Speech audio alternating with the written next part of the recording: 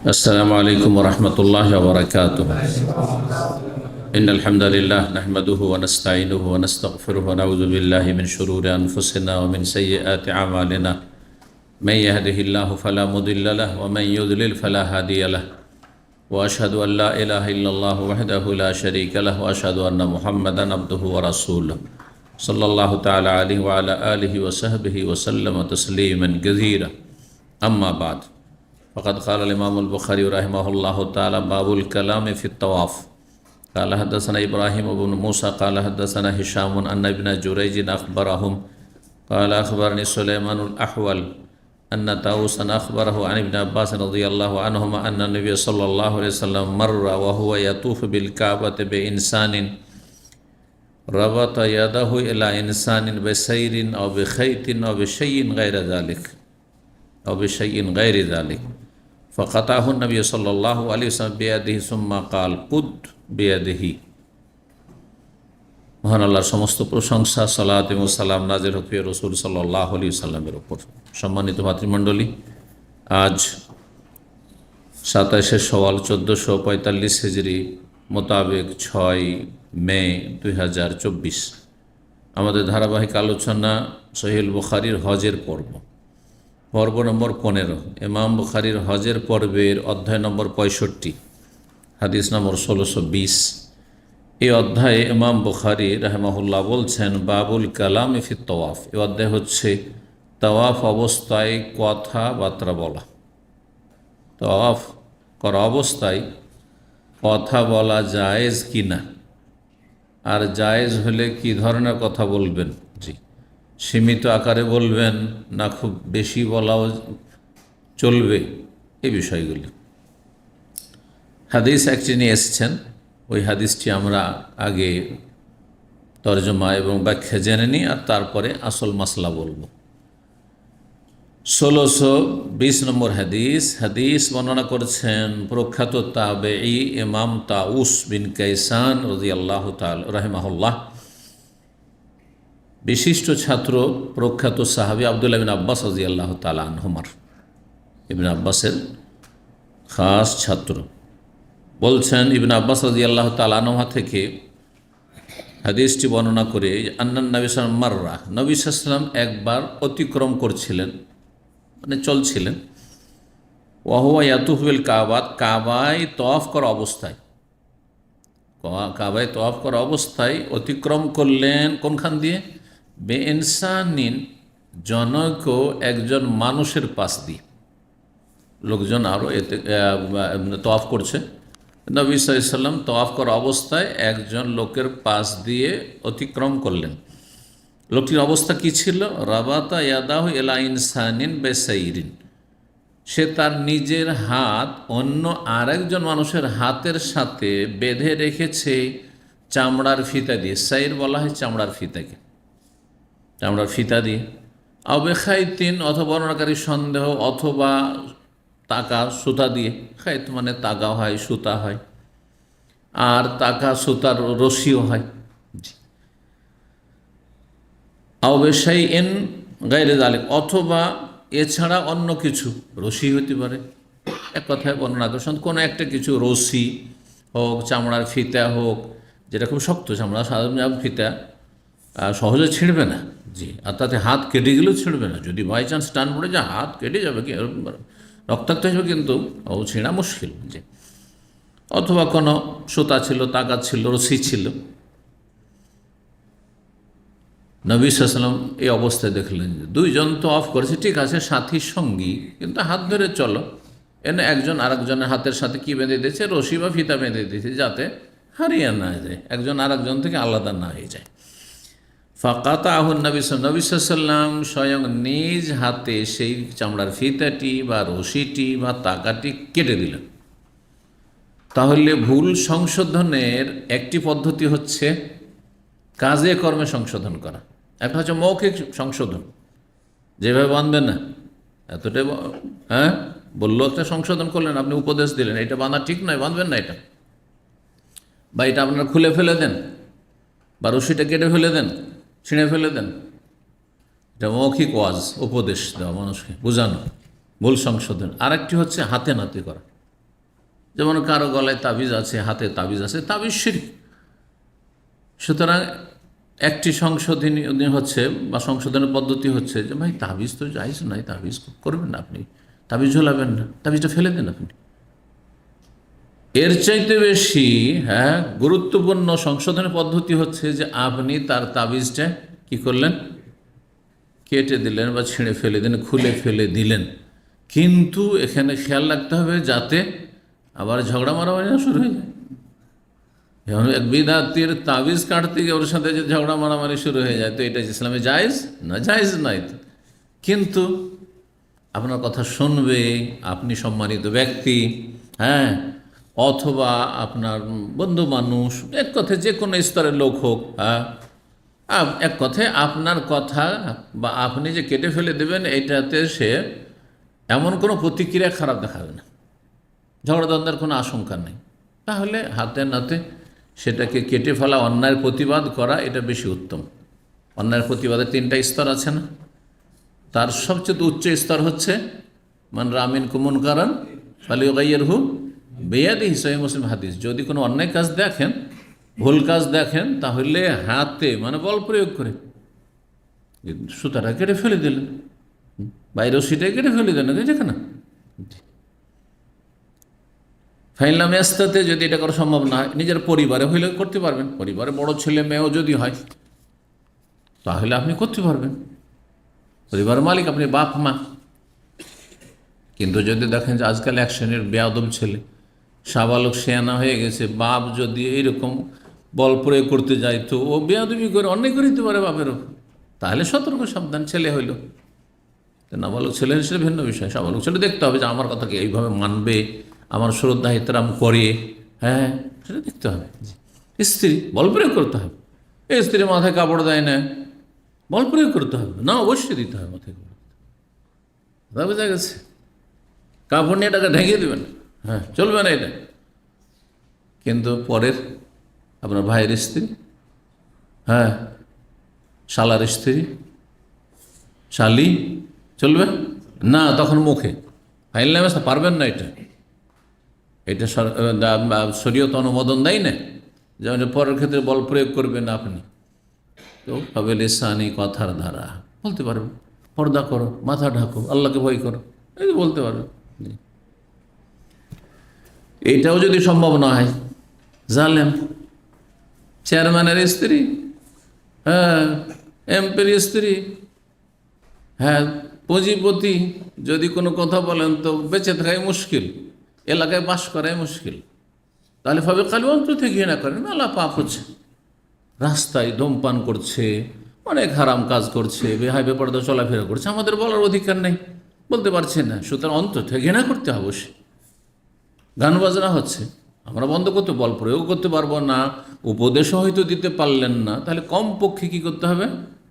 ওপরেরটা পালে নিচে নামতে হবে না। আপনার বাড়িতে গান বাজনা চলছে, বলছে অন্তর থেকে ঘৃণা করি, চলবে নাকি? না, চলবে না।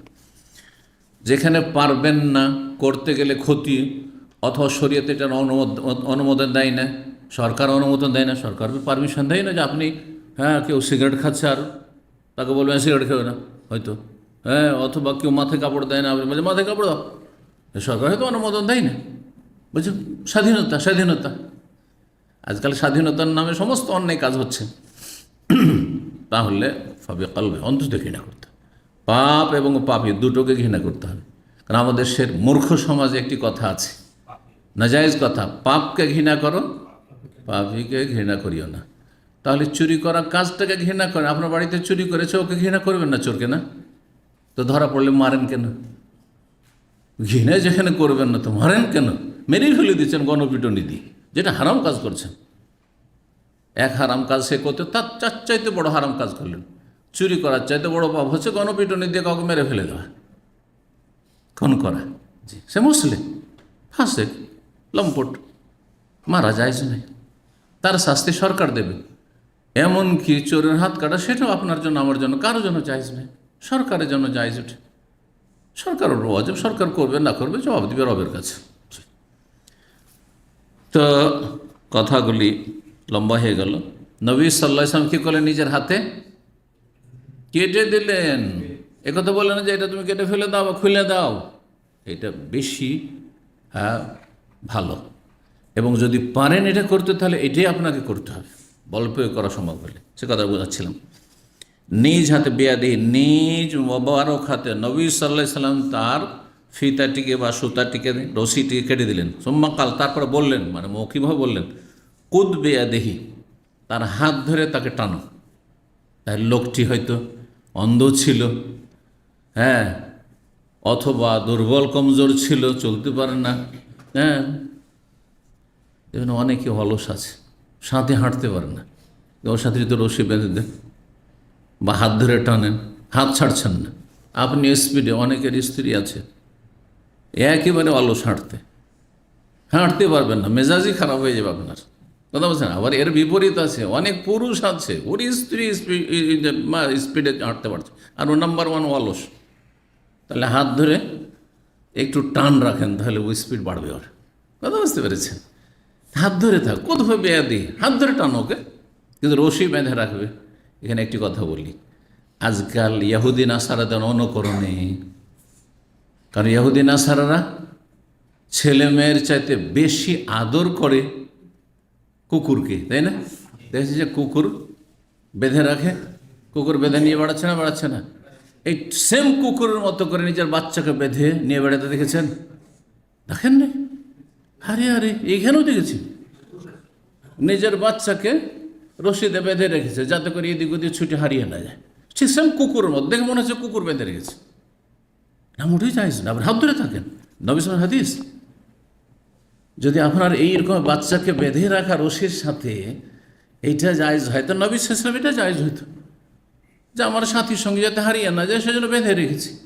আপনার স্ত্রীর হাতে একটা রশি বেঁধে দিয়েছেন, আর আপনার হাতে বেঁধে দিয়েছেন, আর টানছেন যাতে এদিক সেদিক কোথাও তফেজ সাফা মরস সাইতে ভিড় ভাড়ে হারিয়ে না যায়, চলবে? যখন চলবে না, তো ইহুদি নাসারাদের কুকুর বাঁধা মতো করে নিজের বাচ্চাকে, আউযুবিল্লাহ, দেখি এত খারাপ লাগে। বাচ্চা, ছোট বাচ্চা, 3 বছর 4 বছর বাচ্চা, ওকে বেঁধে রেখেছে, আর কুকুরের মতো একবার হামাগুড়ি দিচ্ছে, আউযুবিল্লাহ, সেম কুকুরের মতো লাগছে দেখি, মোটেই জায়েজ নয় এটা। নিজের হাত ধরে, বাচ্চার হাত ধরে থাকো, বাচ্চাকে কোলে নিয়ে থাকো, জি, হাঁটার মতো হলে হাত ধরে থাকো। কুদহু বিয়াদিহি, নবী সাল্লাল্লাহু আলাইহি হাদিস। এই হাদিস থেকে ইসলাম মাসলা ইস্তেমবাত হয়। এই হাদিস থেকে অধ্যায়ের সাথে কি সম্পর্ক? তওয়াফ অবস্থায় কথা বলা জায়েজ না নাজায়েজ, বুঝতে পারছেন? হাদিসে কি এসছে? নবী সাল্লাল্লাহু আলাইহি ওয়াসাল্লাম দেখলেন যে লোকটা আর এক লোকের সাথে কি বাঁধা আছে, রশি বাঁধা আছে হাতে, এক হাত আর একজনের হাতের সাথে। তখন নবী সাল্লাল্লাহু আলাইহি ওয়াসাল্লাম সেটা নিজের হাতে কেটেও দিলেন রশিটা, আর তার সাথে বললেন যে হাত ধরে টানো। তো তওয়াফ করা অবস্থায় কথা বললেন না? তাহলে নবী সাল্লাল্লাহু আলাইহি ওয়াসাল্লাম যখন কথা বললেন, তাহলে তওয়াফ অবস্থায় কথা বলা জায়েজ। কিন্তু ভালো কথা বললেন না দুনিয়াদারির কথা বললেন? ভালো কথা বলেছেন। এই জন্য ভালো কথা বলবেন। কাউকে স্মরণ করাচ্ছেন, এখানে রব্বানা আতিনা ফিদ দুনিয়া হাসানা পড়তে হয়, হ্যাঁ, এইখানে শুধু এসে রুকনে ইয়ামানিতে শুধু ইসলাম ছুঁইতে হয়, স্পর্শ করতে হয়, চুমা দিতে হয় না, হ্যাঁ, ইশারা করতে হয় না। এই জায়গায় আপনি এই হাজরে আসওয়াদে চুমা দিতে পারেন, ইশারা দিয়ে কাউকে দেখছেন যে চুমা দিচ্ছে, তাহলে অন্যায়ের প্রতিবাদ বা ভুলের সংশোধন করতে পারেন, যে ভাই এভাবে হাতে ইশারা করে আল্লাহু আকবার চুমা দাও, এটা জায়েজ না, বেদাত। ভালো কথা বললেন। কিন্তু দুনিয়াদারির কথা যদি গল্প করে, দুই বন্ধু আর কাজকর্মের গল্প, ডিউটির গল্প, কে কত টাকা ইনকাম করে আর কে কত টাকা দেশে পাঠায়, এসব যদি গল্প করে, কে কত জায়গায় জমি জায়গা নিতে পারলো, এসব গল্প করে, তো চলবে না? চলবে না। প্রয়োজনে কথা বলা যায়, যত কম কথা বলবে তত ভালো। এই হাদিস সহি, সুতরাং সেটির উচ্চ মানের সহি হাদিসগুলো শুধু সহি বুখারীতে আছে।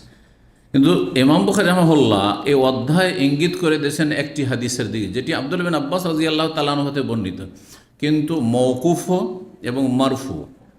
কেউ বলেছেন মারফু সহি নয়, অর্থাৎ নবী সাল্লাল্লাহু আলাইহি ওয়াসাল্লামের উক্তি বলে সহি নয়, কিন্তু ইবনে আব্বাসের উক্তি বলে সহি, আর কেউ বলেছেন না মারফু সহি। যাই হোক, সেই হাদিসটি কি? সেই হাদিসটি নাসাইতে আছে, তিরমিজিতে আছে, মুসনাদ আহমদ, আরও কয়েকটি হাদিসের কিতাব আছে। হাদিসটি মওকুফ তো সহি, কিন্তু মারফু নবী সাল্লাল্লাহু আলাইহি ওয়াসাল্লামের উক্তি বলে কথাটি সম্পর্কে ইখতিলাফ রয়েছে, সহি না জয়ীফ। জি, হাদিসটা প্রসিদ্ধ হাদিস, ফিকহের কিতাবাদিতে এই হাদিসটাই উল্লেখ করে থাকে ফকিরা। আর তওয়াফ বিল বাইতে সলাতুন, বাইতুল্লাহর তওয়াফ হচ্ছে সলাত, সেম সেম সলাত। অন্য রিওয়ায়াত আর তওয়াফ বিল বাইতে মিসলু সলাতে, বাইতুল্লাহর তওয়াফ হচ্ছে সলাতের মতোই। আকিল্লুল কালাম, সুতরাং তাতে অল্প স্বল্পই কথা বলো, খুব বেশি কথা বলিও না। অন্য রিওয়ায়াত রয়েছে ইল্লা আন্নাল্লাহ আবাহা ফিহিল কালামা, বাইতুল্লাহর তওয়াফ হচ্ছে সলাতের নামাজের মতোই, তবে আল্লাহ তাতে কথা বলাকে মুবাহ জায়েজ করেছেন, জায়েজ করেছেন। কথা বলা বাইতুল্লাহর তওয়াফ অবস্থায় জায়েজ, কিন্তু সলাতের মতো। সলাতের মতো তাহলে কোন দিক থেকে সলাতের মতো? তুলনা সব দিক থেকে হয় না, তুলনা আংশিক হয়।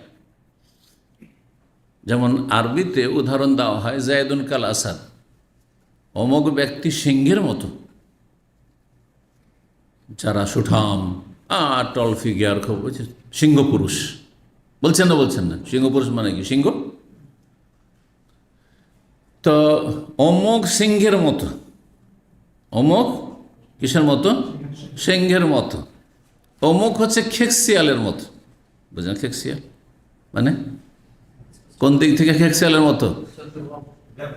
না, ভীতু, একটু ভীতু। আর সিংহ মানে সাহসী।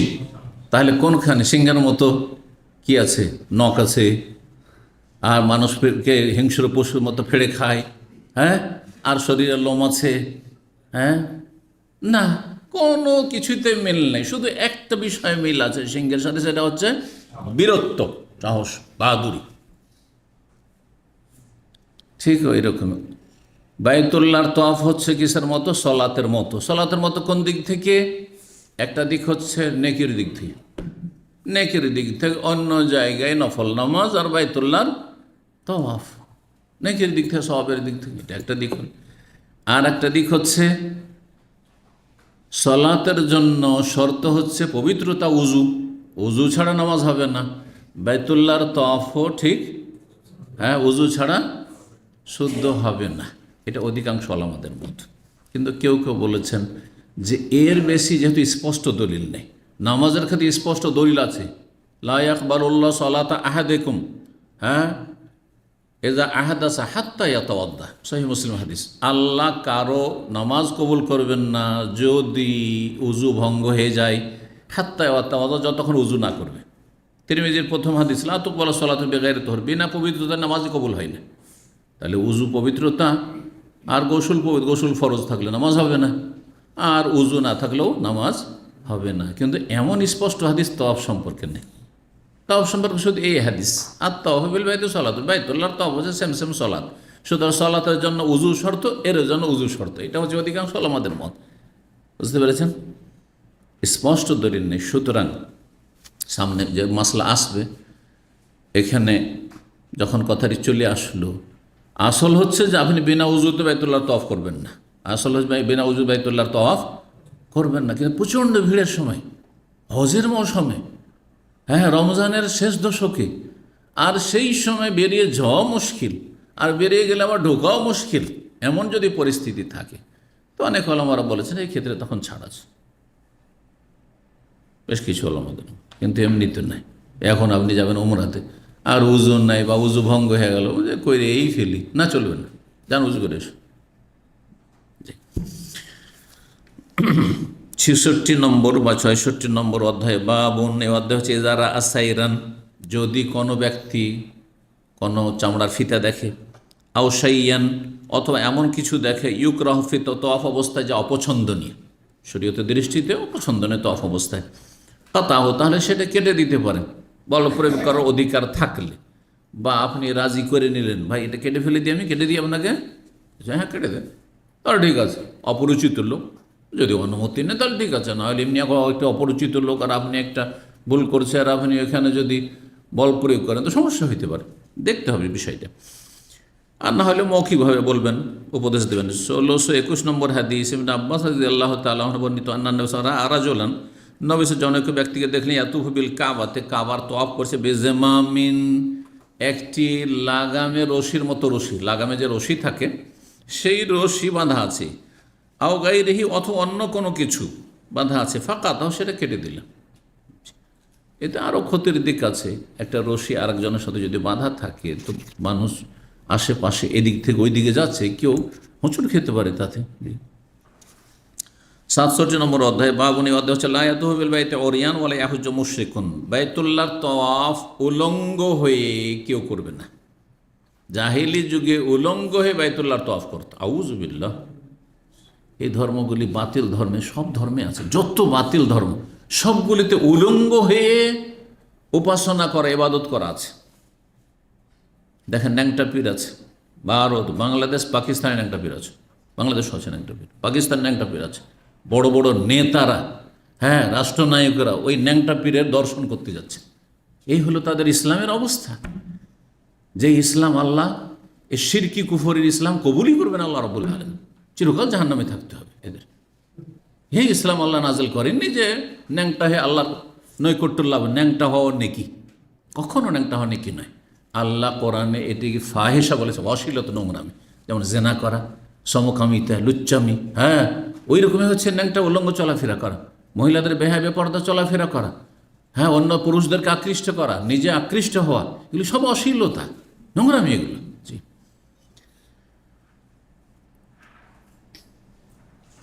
ন্যাংটা হওয়া, কাপড় খোলা, হ্যাঁ, শরীরে ছোট কাপড় রাখা, এগুলো যদি সভ্যতা হইতো, হ্যাঁ, এগুলো যদি সভ্যতা হইতো তাহলে কি করা হইতো? হ্যাঁ, অসভ্য পশু, পশুকে, পশু অসভ্য, সুতরাং কাপড় পরিয়ে দাও। কারণ আজকাল কাপড় পরলে, বোরকা পরলে গায়ের জ্বালা। না না না না না, এটা চলে না, ইউনিভার্সিটিতে চলে না, এটা আমাদের স্কুলে চলে না। কি চলে? উলঙ্গ হওয়া চলে, মানে পশুর মতো জীবনযাপন চলে। মানুষ আজকালকার পশু হতে চায়, সভ্য হতে চায় না। সভ্যতা, অসভ্যতাকে, অশ্লীলতাকে সভ্যতা মনে করা হচ্ছে। মানুষের যখন নেচার, প্রকৃতি বিকৃত হয়ে যায়, হ্যাঁ, তাতে বিকৃতি ঘটে, তখন এমনটা হয়। যে তো বাইতুল্লাহর তওয়াফ করবেন। এইরকমই ন্যাংটা সাধু আছে, ন্যাংটা পীর তো আলহামদুলিল্লাহ দেখিনি, কারণ ইসলামের দোহাই দিয়ে তারা এই রকমের নোংরামি করছে। কিন্তু ন্যাংটা সাধু আমি দেখেছি।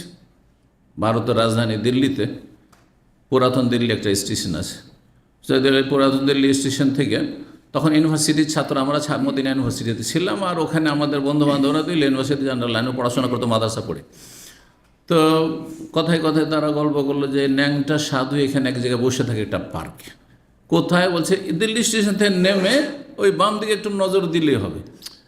তো আমি চিন্তা করলাম যে দিল্লি স্টেশন থেকে জামে মসজিদ যেটা, হ্যাঁ, এলাকা, আর ওখানে আহলে হাদিস কেন্দ্রীয় অফিস রয়েছে, তো হেঁটে 1.5-2 কিলোমিটার, চলো হেঁটেই চলে যাই, একটু হাঁটি।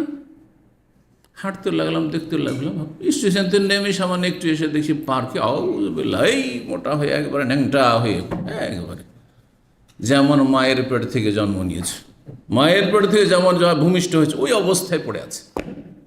কথা বুঝতে পেরেছেন? আল্লাহ হেফাজত করে এইসব নোংরামি। কিন্তু মক্কার কাফেরদের বাতিল ধর্মটা এরকমই ছিল। বাইরের লোক বলতে এই কাপড় পরে কত গুনাহ করেছি, হ্যাঁ, সুতরাং আমরা বাইরের লোক, আমাদের নিজের কাপড় দিয়ে তওয়াফ করতে পারবো না। পবিত্র কাপড় হচ্ছে কার? মক্কাবাসীর। সেম হিন্দুদের মধ্যে, হিন্দুদের মধ্যে ব্রাহ্মণ শুধু পবিত্র, যার ফলে ব্রাহ্মণরা শুধু মন্দিরে ঢুকবে আর পুজো পাঠ দেবে, আর বাকিরা বাইরে থেকে তামাশা দেখবে, হ্যাঁ, যা প্রসাদ প্রসাদ নিয়ে আসবে সব দিয়ে দিবে ওদেরকে, যে তোমরা পূজা করে দাও আমাদের পক্ষ থেকে, ঠিক না? বেদাতীদের মধ্যে এটা আছে না? সব কিছুতে হুজুর লাগবে, মানুষ মরলে হুজুর লাগবে, বিয়ে পড়াইলেও হুজুর লাগবে, নিজে বিয়ে পড়াইতে পারবে না কেউ।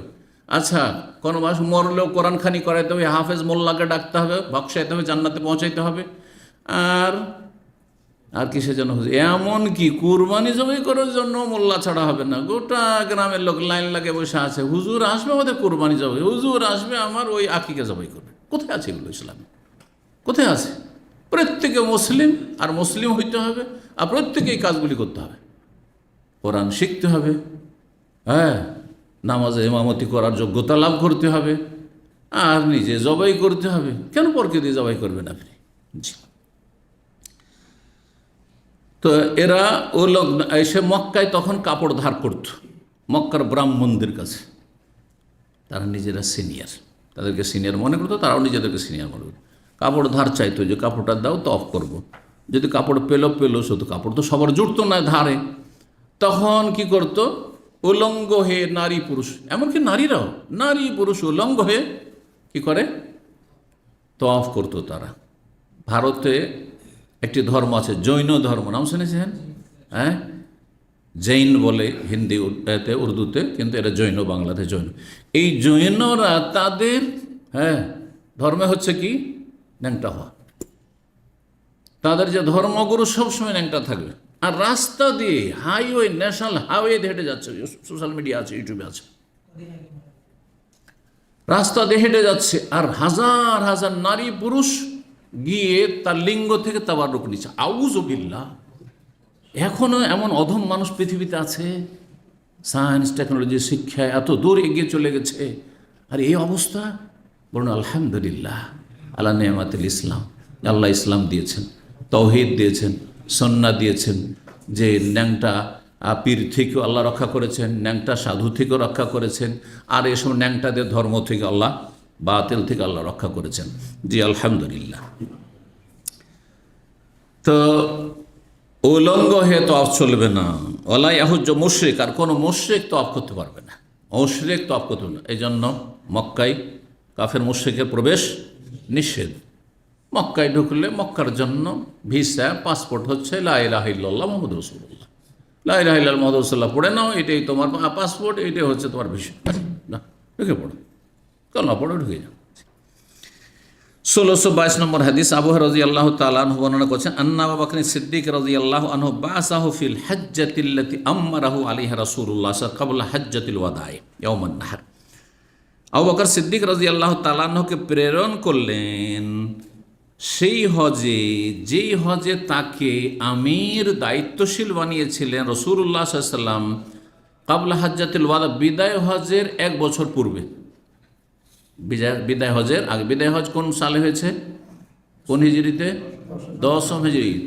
8ম হিজরিতে মক্কা বিজয় হলো, 8 হিজরিতে মক্কা বিজয় হলো। 9ম হিজরিতে নবী সাল্লাল্লাহু আলাইহি ওয়াসাল্লাম কেন হজে চলে আসলেন না তাড়াতাড়ি? মক্কা এখন মুসলিমদের হাতে, তারপরে তার পরের বছর হজে আসলেন না কেন? রমজানে কি হলো? রমজানে মক্কা বিজয় হলো, আর তারপর সওয়াল, জিলকাদ, এই আপনার হুনাইন আর তায়েফ, এগুলো যুদ্ধ করতে করতে জিলকাদ চলে আসলো, নবী সাল্লাল্লাহু আলাইহি ওয়াসাল্লাম ফিরে চলে গেলেন। আর 9ম হিজরির হজে আবু বকর সিদ্দিক রাদিয়াল্লাহু তাআলা আনহুকে আমির বানিয়ে পাঠালেন, কিন্তু নবী সাল্লাল্লাহু আলাইহি ওয়াসাল্লাম আসলেন না। কারণ তখন তো জানাবার ব্যবস্থা ছিল না মানুষকে। সুতরাং মানুষ জানুক, 1-1.5 বছর ধরে জানুক, একটা উদ্দেশ্য যে রাসূলুল্লাহ সাল্লাল্লাহু আলাইহি ওয়াসাল্লাম হজে যাচ্ছেন, যে মুসলিম হজে যেতে চাইবে সব প্রস্তুত হয়ে যান। এই খবরটাও ছড়িয়ে পড়লো 1-1.5 বছর ভিতরে। আর 2 নম্বর কাজ হচ্ছে যে মক্কায় এখনও কি করছে, মুশরিকরা বসবাস করছে, মুশরিকরা প্রবেশ করছে, যাওয়া আসা করছে। এই হজে মিক্স হজ হবে, মুশরিক কাফেরও হজ করছে আর মুসলিমও হজ করছে। না না, নবী সাল্লাল্লাহু আলাইহি ওয়াসাল্লাম এইরকম হজ করা পছন্দ করলেন না, একেবারে ক্লিয়ার হইতে হবে, মুসলিম মুসলিম শুধু থাকবে, এখানে কোনো কাফের মুশরিক আর হজ করবেন, কারণ কাফের মুশরিকও হজ করতো তাদের তরিকে। তারপরে উলঙ্গ হয়ে তওয়াফ করতো। এখন ওই বছরে হজে গেলে কিছু লোক উলঙ্গ হয়েও চলে আসবে তওয়াফ করতে, কারণ কাফের মুশরিক যখন আসবে তাদের ধর্মের তরিকে আসবে। এই সমস্ত কিছু থেকে পাক পবিত্র করার জন্য নবী সাল্লাল্লাহু আলাইহি ওয়াসাল্লাম বিলম্ব করলেন। আর 10ম হিজরিতে কী করলেন? বাইতুল্লাহর হজ করে বিদায় হজ। 9ম হিজরিতে আবু বকর সিদ্দিক রাদিয়াল্লাহু তাআলা আনহু হজ করলেন, তার সাথে আলী রাদিয়াল্লাহু তাআলা আনহুকে পাঠিয়ে দিলেন সূরা তাওবার আয়াতগুলি মেনায়, আরাফায়, মুজদালিফায় মানুষকে বিভিন্ন জায়গায় যেখানে যেখানে জনসমাগম আছে সেখানে শুনিয়ে দেওয়ার জন্য। নিজের বংশের লোক দিয়ে শোনাইতে হবে, এটা আরবদের সেটা মানে চিরাচরিত নিয়ম ছিল, সেই জন্য পাঠিয়েছিলেন। কিন্তু মূল দায়িত্বশীল আমির ছিলেন হজের আবু বকর সিদ্দিক রাদিয়াল্লাহু তাআলা আনহু। কথা বলছেন এখানে, পাঠিয়ে দিল। ইয়াউমান নাহার, কোরবানির দিন ছিল। ফি রাহাতিন, এক দলের সাথে, তার সাথে এক দল আছে। ইউআযযিনু ফিন নাস, জনগণের সামনে ঘোষণা করছিলেন। আজান দেওয়া মানে ঘোষণা করা, আযানা ইউআযযিন, ইউআযযিন মানে আজান দেওয়া হয়, আজান দেওয়া। আর এখানে ঘোষণা করছিলেন, কারণ তার আজান ছিল না। ঘোষণা করছিলেন কি, আল্লাহ ইয়াহুজ্জা বাদাল আমে মুশরিকুন, এই বছর পরে কোনো মুশরিক যেন হজ না করে, এই বছর পর কোনো মুশরিক যেন হজে না আসে, একমাত্র মুসলিম আসবে। ওয়ালা ইয়াতু বিল বাইতি অরিয়ান, আর বাইতুল্লাহর তওয়াফ যেন কোনো বিবস্ত্র ব্যক্তি না করে। 68 নম্বর অধ্যায় বাবুন, এই অধ্যায় হচ্ছে এজা ওয়াকাফা ফি তওয়াফ, তওয়াফ অবস্থায় কেউ যদি বিরতি দিয়ে দেয়, ওয়াকাফা মানে থেমে যাওয়া, ওয়াকাফা মানে থেমে যাওয়া। এই জন্য আপনার কোনো স্ট্যান্ডকে অথবা পার্কিংকে মওকিফ বলছে। পার্কিং এখানে এই যে কোম্পানি যে পার্কিং, পে পার্কিংয়ের মওয়াকিফের নাম দেখেছেন না, মওয়াকিফ। তো মওকিফ মানে হচ্ছে পার্কিং, থামা। কিফ মানে থামো, কিফ মানে ওয়াকাফা ইয়াকাফ থেকে থামো। তওয়াফ অবস্থায় কেউ থেমে যায়, তওয়াফ করতে করতে 3 চক্কর হয়েছে আর একামত হয়ে গেলে থেমে গেল। তওয়াফ করতে করতে 1-2 চক্কর, 3 চক্কর কি 4 চক্কর হয়েছে, আর তারপরে তখন আবার উযু নষ্ট হয়ে গেল, অথবা ক্লান্ত হয়ে পড়লেন, বসে গেলেন, মাথাটা চক্করিতে উঠলো, থেমে গেলেন, তাহলে তারপরে কি হবে? আবার নতুন করে শুরু করতে হবে না? যেখানে থেমেছিলেন, যেই জায়গায় থেমেছেন ওই জায়গা থেকে শুরু করতে হবে। যেখানে থেমেছে, জয় চক্করে থেমেছিলেন, হ্যাঁ, সেই চক্কর থেকে শুরু করবে, তত চক্কর থেকে। আর যেই জায়গায় থেমেছিলেন ওইখানে, ধরেন আপনি নামাজ পড়ার জন্য বেরিয়ে গেলেন, এখান পর্যন্ত পৌঁছেছেন, তারপরে নামাজ পড়ার জন্য গেলেন, এদিকে জায়গায় ফেলেন না, ওইদিকে চলে গেলেন। এটা করলে হবে না যে ওখানে গেছি আর এইখানে এসে লাগবো, যেখানে ছেড়েছেন আপনি তব ওখানে এসে আবার লাগতে হবে আপনাকে, এখান থেকে শুরু করবেন। আগেরটা আপনার কি হবে? গণনা করা হবে, আগেরটা গণনা করা হবে, আগেরটা ক্যান্সেল হবে না। জি। ওয়াকাল আতা, প্রখ্যাত তাবে ইমাম আতা বলছেন, ফিমাই ইয়াতুফু, ওই ব্যক্তি সম্পর্কে মাসলা বলছেন যে তওয়াফ করছিল বা তওয়াফ করে, ফাতুকামুসসালা, সালাতের একামত হয়ে গেল, নামাজের একামত হয়ে গেল, আও ইউদফা আনমাকান, অথবা এমন ভিড়ে ধাক্কা খেলো যে নিজের জায়গা থেকে ওরা বেরিয়ে যেতে হলো, কোন দিকে, এমন ভিড় ধাক্কা খেয়ে বেরিয়ে যেতে হলো। এজা সাল্লামা, যখন নামাজ থেকে সালাম ফিরবে, ইয়ারজিউ ইলা হাইসু কুতিয়া আলাইহি, সেখানে ফিরে আসবে যেখানে তার তওয়াফ কি হয়েছিল, বন্ধ করে দেওয়া হয়েছিল। ফায়াবনি, এবং আগের তওয়াফের চক্করগুলির ওপর ভিত্তি রাখবে। 3 চক্কর হয়েছিল, তাহলে বাকি 4টা করবে। 6টা হয়ে গেছিল, 1টা বাকি ছিল, অর্ধেকটা বাকি ছিল, ঠিক আছে অর্ধেকটাই করেন আপনি এখন। ইবনে ওমর, আর এইরকমই বর্ণনা করা হয়েছে ইবনে ওমর, আব্দুল্লাহ বিন ওমর সাহাবী থেকে। তাবেঈর উক্তি হলো আর সাহাবীরও উক্তি হলো। ও আব্দুর রহমান বিন আবু বকর, আবু বকর সিদ্দিক রাদিয়াল্লাহু বড় ছেলে, তারও মত এটি যে কোনো জায়গায় তওয়াফ করতে গিয়ে যদি থেমে যায় তাহলে সেখান থেকে আবার শুরু করতে পারবে। জি। 69 নম্বর অধ্যায় বাবুন, এই অধ্যায় হচ্ছে সাল্লান নবী সুবুহিম রাকাতাইন, নবী সাল্লাল্লাহু আলাইহি ওয়াসাল্লাম সালাত আদায় করেছেন 7 চক্কর লাগানোর পরে 2 রাকাত। এই 2 রাকাত সালাত হচ্ছে তওয়াফের সুন্নাত, সুন্নাতুত তওয়াফ বা তাহিয়াতুত তওয়াফ, তওয়াফের তওয়াফ সালাম, মসজিদ সালামি তাহিয়াতুল মসজিদ, আর এটি হচ্ছে কিসের? তওয়াফের সালামি।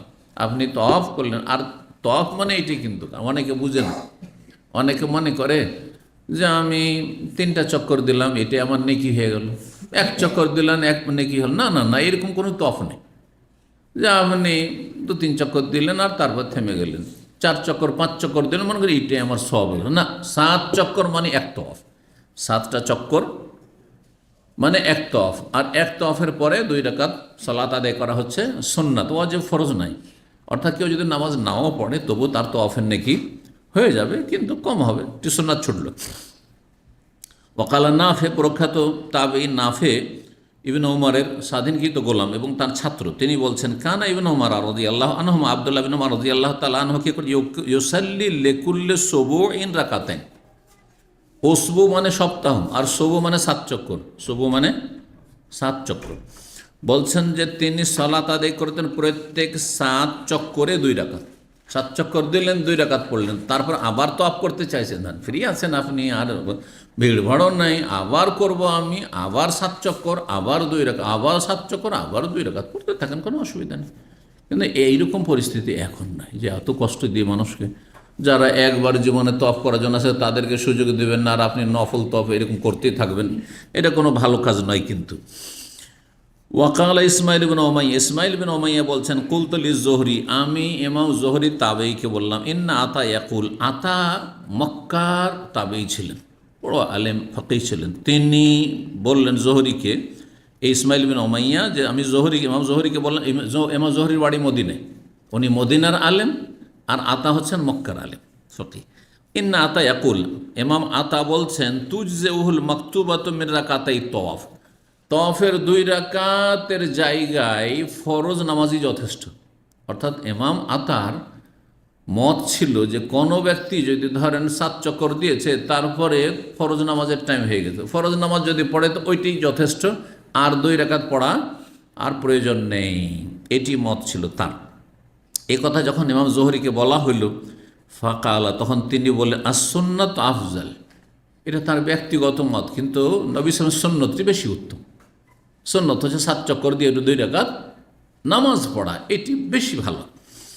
লাম ইয়াতুফিন নবী সাল্লাল্লাহু আন কাত্তু ইল্লা সাল্লা রাকাতাইন। নবী সাল্লাল্লাহু আলাইহি ওয়াসাল্লাম যে কোনো সময় 7 চক্কর তওয়াফ করেছেন, কি করেছেন? ইল্লা সাল্লা রাকাতাইন, 2 রাকাত নামাজ পড়েছেন। সুতরাং এইরকম ব্যক্তিগত কারো ফতোয়া কেন নেবেন যেটা নবী সাল্লাল্লাহু আলাইহি ওয়াসাল্লাম থেকে প্রমাণিত নয়? নবী সাল্লাল্লাহু আলাইহি ওয়াসাল্লাম কখন এমনটা করেন? 7 চক্কর দিলেন, তার নামাজের টাইম হয়ে গেছে, চলো ফরজটা পড়ে নি, ওইটা দিয়ে কাজ হয়ে গেল না, এরকমটা করেননি, যার ফলে ওইটা না করে উচিত।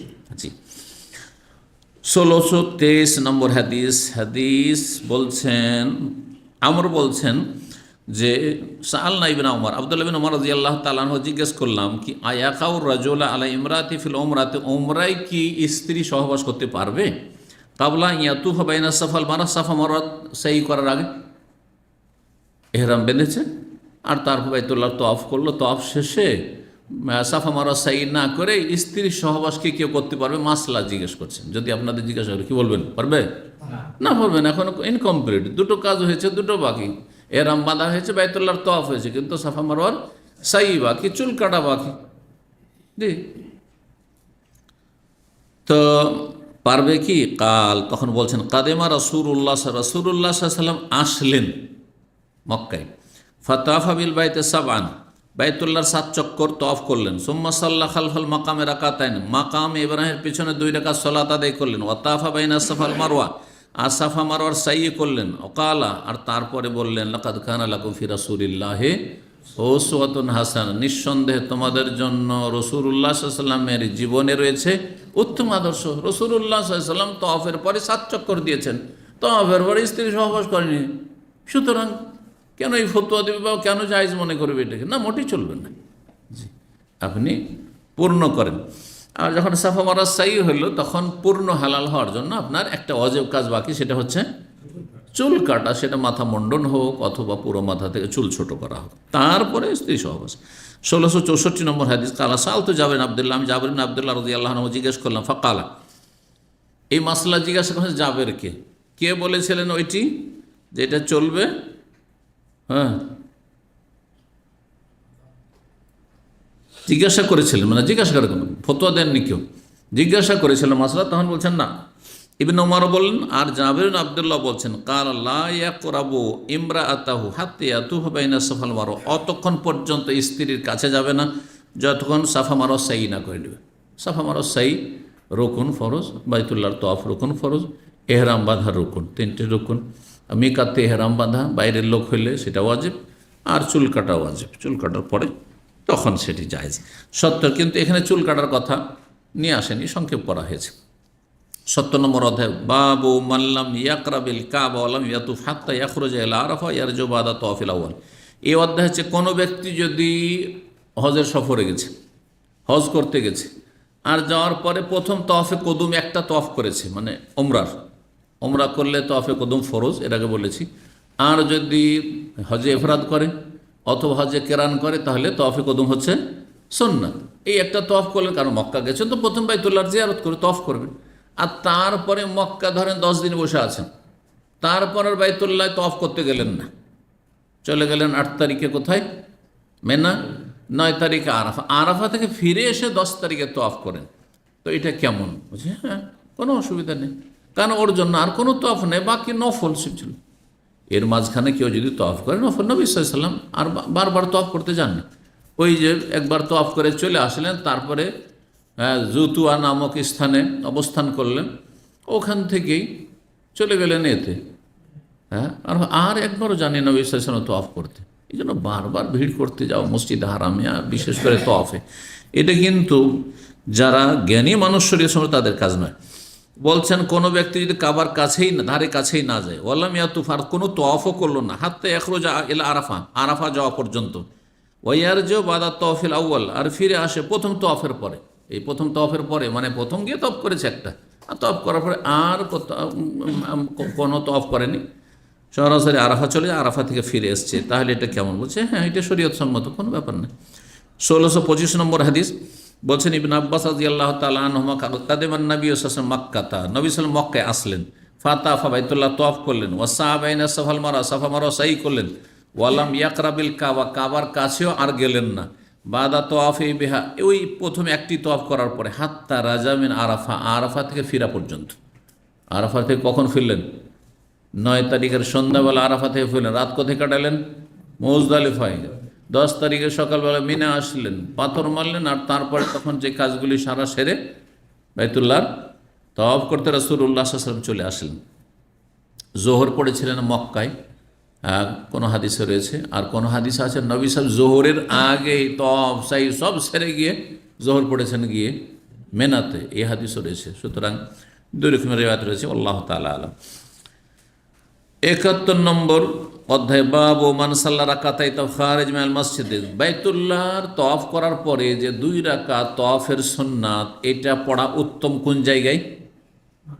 মাকামে ইব্রাহিমের পেছন দিকে, এটি উত্তম, অজেব নয়, জরুরি নয়, আর কাউকে কষ্ট দিতে যাবেন না। কিন্তু দেখছেন ভিড় হয়ে আছে, শুধু মহিলা আর মহিলা, তাহলে যেই দিকে যেখানে পান, এমনকি কেউ যদি মসজিদ হারামের বাইরে গিয়েও পড়ে তাও চলবে, পড়লেই হইল, ওই কথাই বলছেন। এই অধ্যায় হচ্ছে কোনো ব্যক্তি যদি তওয়াফের 2 রাকাত সালাত আদায় করে খারিজ মিনাল মসজিদ, মসজিদের বাইরে গিয়ে কোথাও চত্বরে পড়লেন, অথবা অন্য জায়গায় গিয়ে হোটেলে পড়লেন, জায়েজ। খারিজ মিনাল মসজিদের মধ্যে সবই শামিল, হারামের এলাকা যে কোনো জায়গায় যে পড়ে হোটেলে পড়ে নিলেন, যদি দেখেন যে পরিস্থিতি এইরকম, তাহলে ভিড়ভাড় আছে। 1626 নম্বর হাদিস, অথবা ধরেন উযু নষ্ট হয়ে গেছে, বাইতুল্লাহর তওয়াফ করার পরে কী হয়েছে? উযু নষ্ট হয়ে গেছে, বাকি আছে 2 রাকাত নামাজ পড়া। নামাজের জন্য তো উযু শর্ত, হবেই না নামাজ বিনা উযুতে, ঠিক না? কিন্তু সাফা মারওয়া সাই হবে, এমনকি বড় নাপাকি অবস্থায় হবে, বাহির ঢুকতে হবে, কিন্তু মসজিদ হারাম দিয়ে ঢুকলে হবে না। এদিক থেকে সরাসরি সাফাতে ঢুকেন, আর ওইদিকে মারওয়া দিয়ে আপনি তফ করে বাইরে বেরিয়ে যান। হারামের ভিতরে যদি না ঢোকে, মাসিক অবস্থা থাকে, তফ করা হয়েছে আর মাসিক চলে এসছে, হ্যাঁ, কোনো অসুবিধা নেই। বড় নাপাকি ছোট নাপাকি সব অবস্থায় সাফা মারওয়া সাই করা যাবে, কিন্তু মসজিদে প্রবেশ করতে পারবেন না। জি, বড় নাপাকি থাকলে। জি, তো বলছেন যে ওয়াসাল্লা উমর রাদিয়াল্লাহু আনহু খারিজ মিনাল হারাম, ওমর রাদিয়াল্লাহু তাআলা আনহু বাইতুল্লাহ তওয়াফ করলেন, আর বাইতুল্লাহর তওয়াফের যে 2 রাকাত এটা পড়লেন হারামের বাইরে গিয়ে। হারামের, খারিজ মিনাল হারামের একটি অর্থ হচ্ছে হারাম মানে হুদুদ হারামের বাইরে গিয়ে, হারামের বাইরে দূরে গিয়ে পড়েছেন, তাও অসুবিধা নেই। জি, হারাম মানে আজকাল হারাম বলা হচ্ছে মসজিদটাকে, কিন্তু আসলে তো ওই যুগে হারাম মানে মসজিদ বলা হতো না, হারাম মানে হুদুদ হারাম, হারামের এরিয়া। তাহলে ওই তান্নিমের বাইরে গিয়ে পড়েছেন, ওইখানে মসজিদ আয়েশার ওইদিকে যা পড়েছেন, আর না হলে গিয়ে পড়েছেন আর অন্যদিকে যেখানে হারামের বাইরের এলাকা।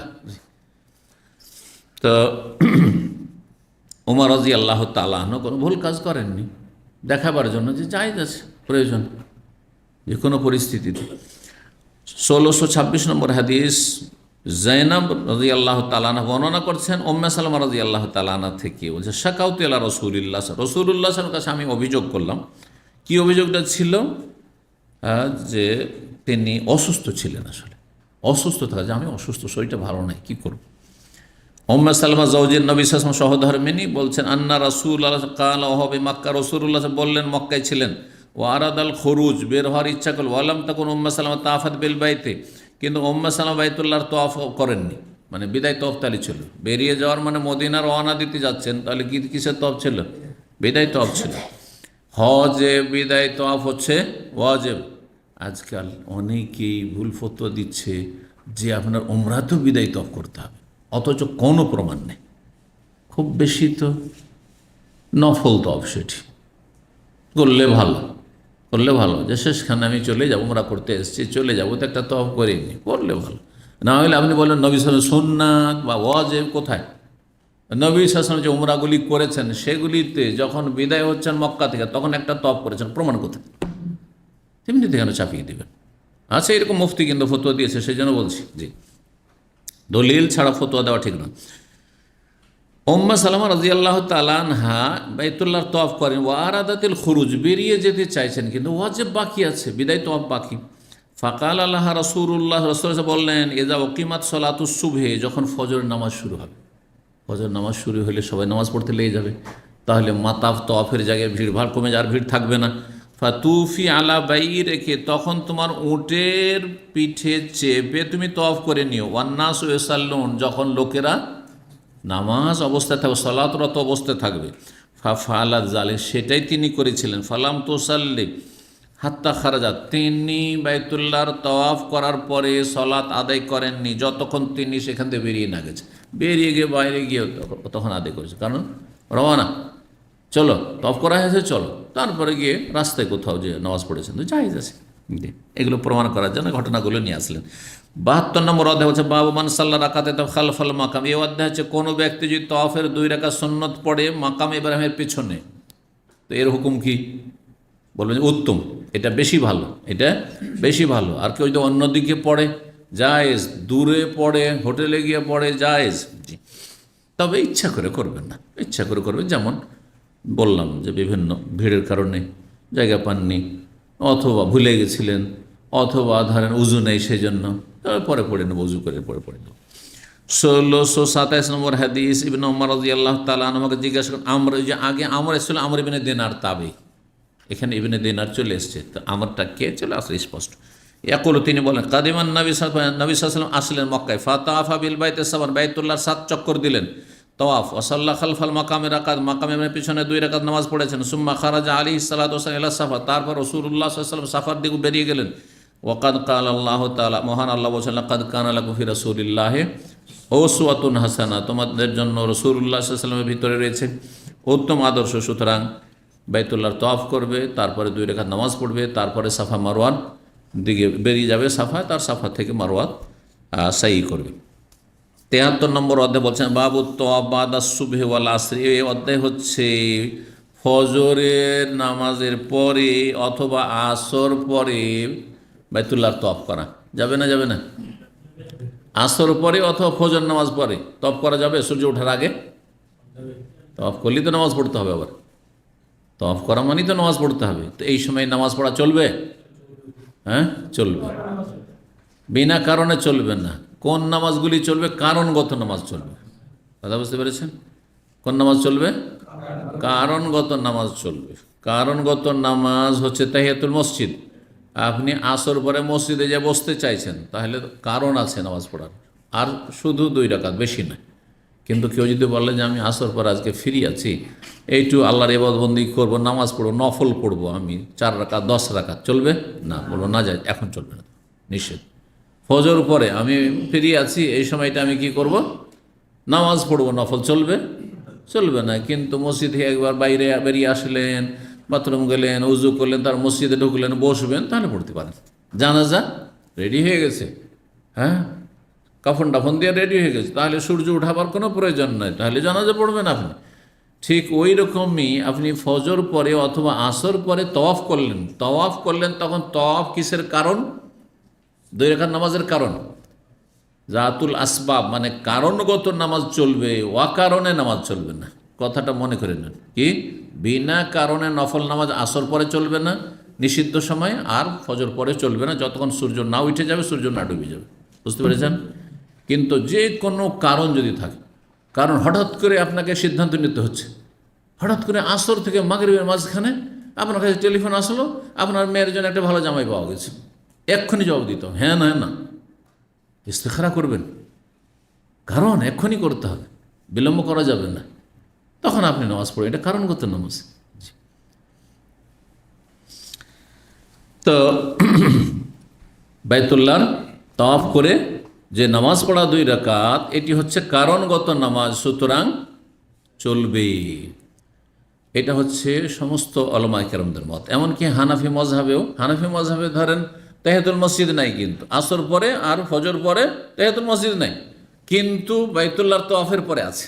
বাইতুল্লাহর তওয়াফ যদি ফজর পরে করে আর আসর পরে করে, তাহলে পড়তে হবে তাদের কাছে, কারণ এই মর্মে একটি হাদিস রয়েছে, সুনানের কিতাবাদিতে একটি হাদিস রয়েছে, তিরমিজি, নাসাই, বিভিন্ন কিতাবে, ইয়া বানি আব্দে মানাফ, হে আব্দে মানাফের বংশ, নবী সাল্লাল্লাহু আলাইহি সাল্লামের দাদার বাপ আব্দে মানাফ ছিল না, মোহাম্মদ বিন আবদুল্লাহ বিন আব্দুল মুত্তালিব বিন হাশেম বিন আব্দে মানাফ, পঞ্চম পুরুষ। হে আব্দে মানাফের বংশধর, লা তামনাউ আহাদান তাফা বিহাজাল বাইত, এমন কোনো ব্যক্তি যে বাইতুল্লাহর তওয়াফ করবে তাকে তোমরা বাধা দিও না, তাকে তোমরা বাধা দিও না সালাত আদায় করতে। ওয়াসাল্লা আইয়াতা সাআতিন শাআ, যে কোনো সময় নামাজ পড়তে পারে বাইতুল্লাহর তওয়াফকারী, মিন লাইলিন আও নাহারে, রাতে হোক দিনে হোক, আসর পরে হোক ফজর পরে হোক, যে কোনো সময় পড়তে পারে। এই হচ্ছে নবী সাল্লাল্লাহু আলাইহি ওয়াসাল্লাম হাদিস, হাদিস সহিহ। এখন এই হাদিস মানে বাইতুল্লাহর তাওয়াফের পরের নামাজে সীমিত, এটা অধিকাংশ ওলামাদের মত। হানাবিলা, ইমাম আহমদ বিন হাম্বল, তারপরে ইমাম মালিক, ইমাম আবু হানিফা, আহলুল হাদিস সবাই। কিন্তু শাফিঈ মযহাবে ইমাম শাফিঈ রাহিমাহুল্লাহ বলছেন যে না, এটা হারামের হুকুম, যে কোনো নামাজ হারামের, নফল হারামের হুকুম। কথা বোঝা গেছে? মসজিদে হারামে বা হারামের এরিয়াতে নিষিদ্ধ সময় নামাজ পড়া যায় শাফিঈ মযহাবে। শাফিঈ মযহাবের অনুসারীরা মালয়েশিয়া, ইন্ডোনেশিয়াতে সিংহভাগ, তারপরে আপনার কেরালা, দক্ষিণ ভারত, তারপর শ্রীলঙ্কা, মালদ্বীপ, এগুলোতে শাফিঈ মযহাবের সংখ্যাগরিষ্ঠতা রয়েছে। তাদের মযহাবে বেশ কিছু ফতোয়া রয়েছে যেগুলো সহিহ হাদিস বিরোধী, যেমন অন্যান্য মযহাবে ভুল ফতোয়া আছে, তেমনি শাফিঈ মযহাবে ভুল ফতোয়া আছে। তার একটি হচ্ছে এটি যে তারা বলছেন কি, এই হাদিসের আলোকে, যে হাদিসটি বললাম, হে আব্দে মানাফের বংশধর, কেউ যদি মক্কায় বাইতুল্লাহ তওয়াফ করে আর নামাজ পড়তে চায় বাধা দিবেন না।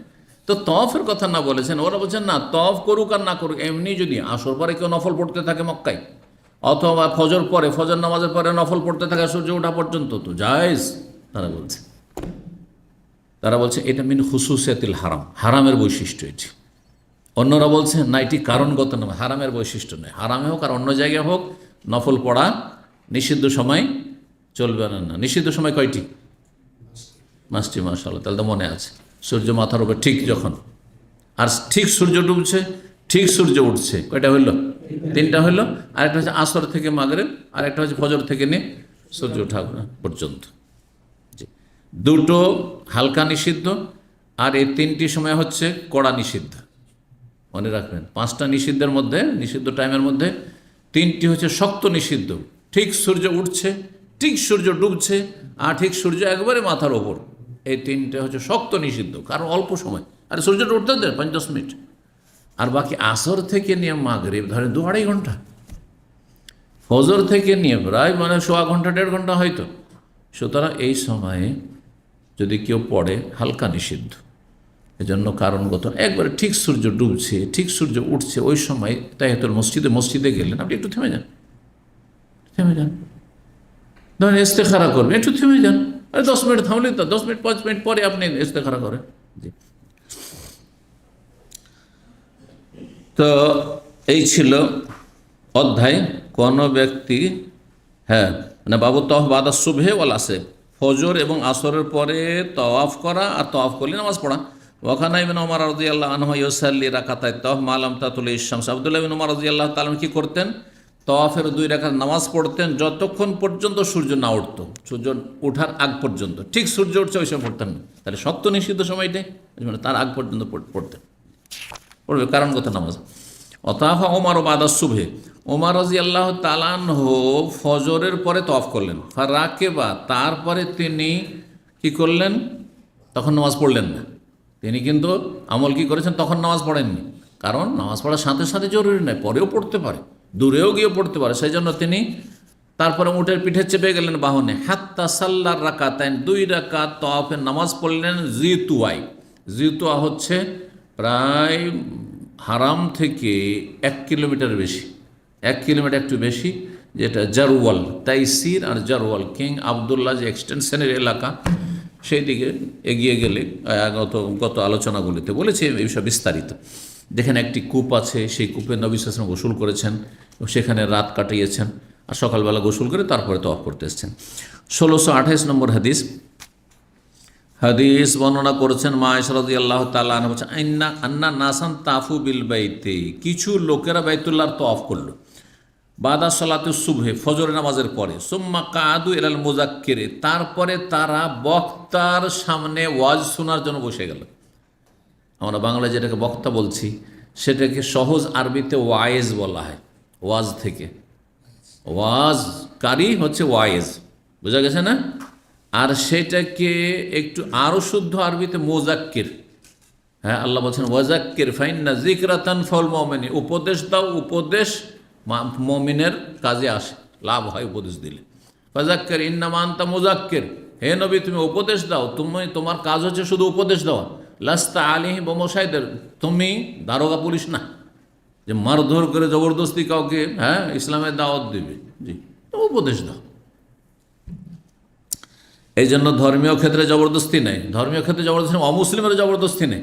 কিন্তু মুসলিম যদি নামাজ না পড়ে, অবশ্যই হয় মুসলিম থাকলে নামাজ পড়তে হবে, আর না হলে তোমার মুসলিম ঘরে জন্ম নিয়েছো এই অধিকার নেই যে আমার ইচ্ছা আমি পড়লাম না পড়লাম। এটা সরকার কাছে বলতে পারবে না, আমার কাছে আপনার কাছে গায়ের জোরে বলে দেবে, কিন্তু সরকার বাধ্য করবে, মুসলিম বেরিয়ে যেতে পারবে না। এই জন্য একজন অমুসলিম ইসলাম গ্রহণের সময় তাকে ফুল স্বাধীনতা দেবো। দেখো তুমি চিন্তা করো না, তোমার যদি বিশ্বাস থাকে আল্লাহ পরকালে, তাহলে তুমি এই কলমা পড়ো, জবরদস্তি কিছু নেই। কিন্তু ইসলাম কবুল করার পরে যদি কয়েক ঘন্টা থাকলো, একদিন দুই দিন, তার বলছে আমাকে ভালো লাগে না, থাকবো না, বলছে আর যাওয়ার অধিকার নেই। ঢোকার সময় স্বাধীনভাবে ঢুকো, কিন্তু বের হওয়ার অধিকার নেই, না গলা কাটবে। কথা বোঝা গেছে? এইরকম মুসলিমের সন্তান, জন্মসূত্রে তুমি মুসলিম, সো তোমার এই অধিকার নেই যে আমি নামাজ পড়বো না, আমি রোজা রাখবো না, এটা বলার অধিকার নেই। সরকার মৃত্যুদণ্ড দিতে পারে, সরকার যে শাস্তি যেটা মনে করবে শরীয়তের দৃষ্টিতে সেটা দেবে, যদি ইসলামিক সরকার হয়। জি, আল্লাহ তৌফিক দান করুন, আল্লাহ হিদায়াত দান করুন গুমরাহ পথভ্রষ্টদেরকে। কিছু লোকের বাইতুল্লাহর তওয়াফ করলো, আর তারপরে তারা নামাজ পড়বে কেন? বাইতুল্লাহর তওয়াফ করার পরে তারা তওয়াফের সুন্নত না পড়ে বক্তার সামনে তারা বসে গেছে ওয়াজ শোনার জন্য। হাত্তা ইযা তালাতিশ শামসু, ঠিক যখন সূর্য উঠতে যাচ্ছে ওয়াজ শোনার পরে, কামু ইউসার, তখন তারা নামাজ পড়া শুরু করেছে। কিসের নামাজ? তওয়াফের পরবর্তী নামাজ। তার আগ পর্যন্ত পড়ছিল সেটা হালকা নিষিদ্ধ সময় ছিল। আসর ভালো সময়টাই না পড়ে ঠিক সূর্য উঠতে যাচ্ছে তখন তালাতিশ শামসু, মানে সে যে সূর্য উঠছে, এমন না যে উঠে গেছে, উঠে গেলে তো পড়লে অসুবিধা ছিল না।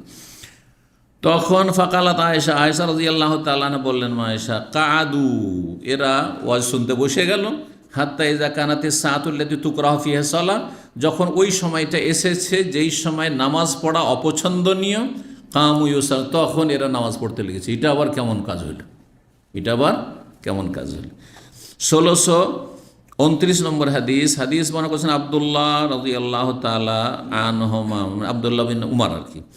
কাল সামিতুন নবী সাল্লাল্লাহু বলতে শুনেছি, ইয়ানহা আনিস সলাতে ইনদা তুলুইশ শামস, তিনি নিষেধ করছিলেন সূর্য ওঠার সময় নামাজ পড়তে, ওয়াইন্দা গরু, সূর্য ডুবার সময় নামাজ পড়তে। ঠিক সূর্য উঠছে, সূর্য ডুবছে, ওই সময় নামাজ পড়তে নিষেধ করেছেন। কিন্তু বাইতুল্লাহর তওয়াফের এটাও নিষিদ্ধ নয়। বাইতুল্লাহর তওয়াফ শেষ হয়েছে, ঠিক সূর্য উঠছে, সূর্য ডুবছে, ঘড়ি দেখার কোনো প্রয়োজন নেই, আপনি নামাজ পড়তে থাকেন। 1630 নম্বর হাদিস বর্ণনা করেছেন আব্দুল্লাহ বিন উফাই কাল রাআইতু আব্দুল্লাহ বিন জুবাইর, আব্দুল্লাহ বিন জুবাইরকে আমি দেখেছি রাদিয়াল্লাহু তাআলা আনহুমা, ইয়াতুহু বাদাল ফজর, ফজর পরে তিনি তওয়াফ করেছেন, ওয়াসাল্লির রাকাত, 2 রাকাত নামাজ পড়েছেন। তাহলে ফজর পরে সাহাবায়ে কেরামগণ কি করেছেন? তওয়াফ করে নামাজ পড়েছেন। 1631 নম্বর হাদিস বর্ণনা করেছেন, বলছেন আব্দুল্লাহ বলছেন, রাআইতু আব্দুল্লাহ বিন জুবাইর, আব্দুল্লাহ বিন জুবাইর রাদিয়াল্লাহু তাআলা আনহু ওয়াসাল্লির রাকাতে বাদাল আসর পরে 2 রাকাত নামাজ পড়তে দেখেছি তওয়াফের।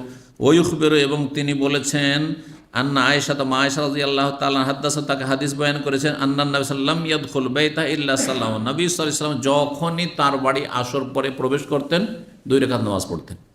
নবী সাল্লাল্লাহু আলাইহি ওয়াসাল্লামের জন্য এটি খাস ছিল, আমাদের জন্য নয়। কারণ এমনি নফল পড়া আমাদের জন্য জায়েজ, আসর পরে ফজর পরে নয়। কিন্তু নবী সাল্লাল্লাহু আলাইহি ওয়াসাল্লাম হয়েছিল কি ঘটনা, কারণ জানা আছে, একবার জোহর পরে সুন্নাত বাকি আছে, আর একটা প্রতিনিধি দল ইসলামের কথা শোনার জন্য চলে আসলো। নবী সাল্লাল্লাহু তাদেরকে ইসলামের কথা বুঝাইতে লাগলেন, এই করতে করতে আসরই হয়ে গেল। এত দীর্ঘ সময় ইসলামের দাওয়াত দিতে দিতে আসর হয়ে গেল। তখন আসর ফরজ নামাজ পড়লেন, আর ফরজ পড়ার পরে যে সুন্নত জোহরের কাজা থেকে গেছে, জোহরের পরের 2 রাকাত সুন্নাত, সেটা নবী সাল্লাল্লাহু আলাইহি ওয়াসাল্লাম পড়েছেন। ওই যে একদিন পড়লেন, সেই জন্য নবী সাল্লাল্লাহু আলাইহি ওয়াসাল্লাম সবসময় প্রতিদিন আমল করতেন। কি করতেন?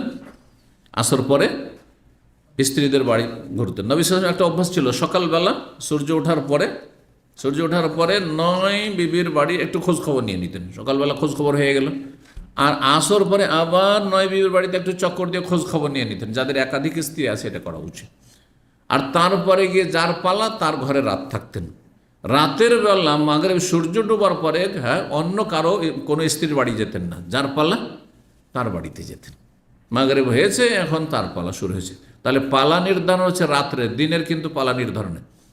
দিনে মানুষ কাজকর্মে থাকবে, একজন পুরুষ লোক, সুতরাং হতে পারে যে একদিন কাজ নেই, তখন এক স্ত্রীর বাড়িতে সারাদিন আছে হয়তো, কিন্তু আরেকদিন এত কাজ হলে সারাদিন ওই স্ত্রীর বাড়িতে থাকতে পারে না, কোনো অসুবিধা নেই, এটা গুনাহের ব্যাপার মানে। কিন্তু রাত্রে অবশ্য থাকতে হবে, রাত্রে থাকতে হবে। জি,